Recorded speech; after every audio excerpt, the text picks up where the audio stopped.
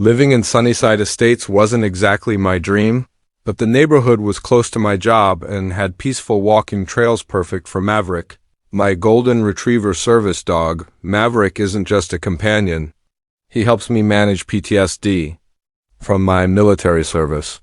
He's well-trained, obedient, and always wears his vest in public. Because of him, I know the Americans with Disabilities Act inside and out. What I never expected was that I'd have to use federal law as a defense against my own. HOA President. The first time I encountered Karen Whitfield, she looked like every stereotype of a power-drunk HOA leader, clipboard in hand, scowl etched across her face. She introduced herself as president of the association with a tone that suggested I should be impressed.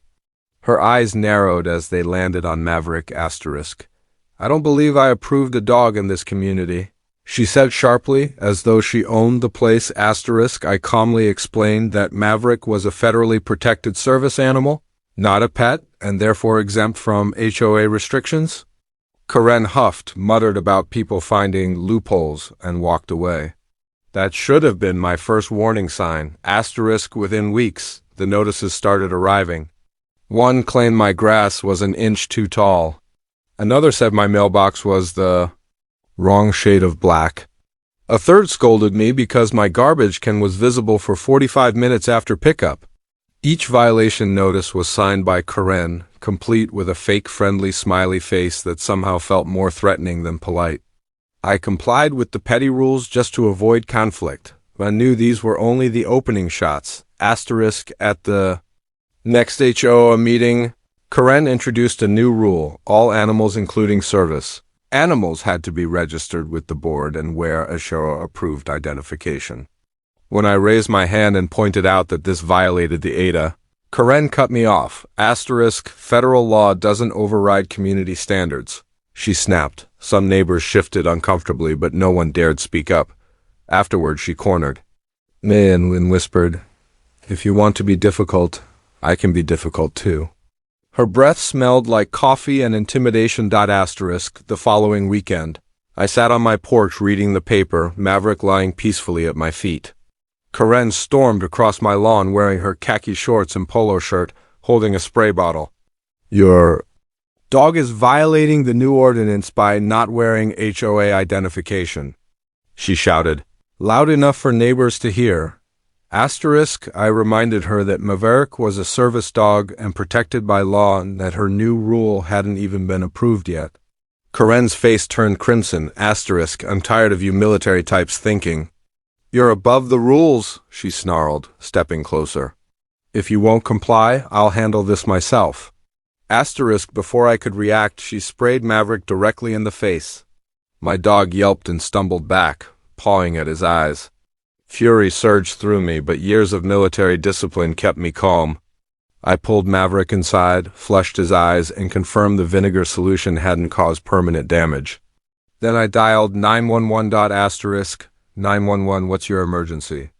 The dispatcher asked. I explained that someone had assaulted my service dog, emphasizing that interfering with a service animal is a federal offense. Officers were dispatched immediately. 20 minutes later, 2 policemen knocked at my door. I presented Maverick's service animal documentation and pointed across the street to Karen's house. One officer took my statement while the other went to speak with her. Through the window, I watched her flail and rant, but the officer remained stoic. When they returned, they confirmed what I already knew. Karen admitted spraying Maverick, claiming she was enforcing rules. They reminded her that interfering with a service animal was a serious federal offense and also considered animal cruelty under state law. Then they asked me if I wanted to press charges. Yes, I answered without hesitation. Karen was arrested on the spot. As officers led her to the squad car, she screamed that she'd have me evicted and turn the whole neighborhood against me. But as neighbors gathered outside, I overheard one whisper, "She's finally gone too far."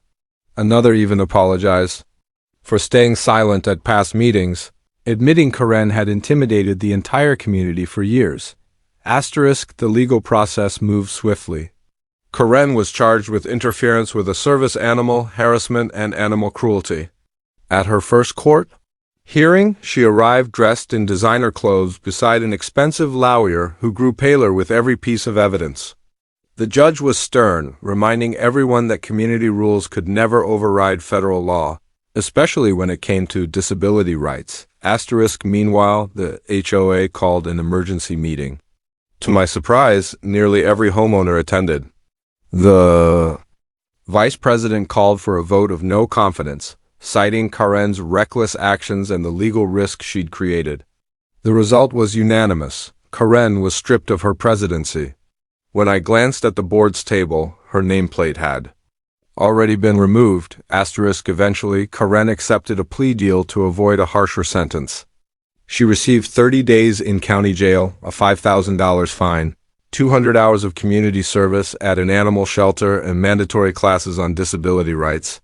When the judge delivered the sentence, Karen sputtered, "But I was just enforcing the rules."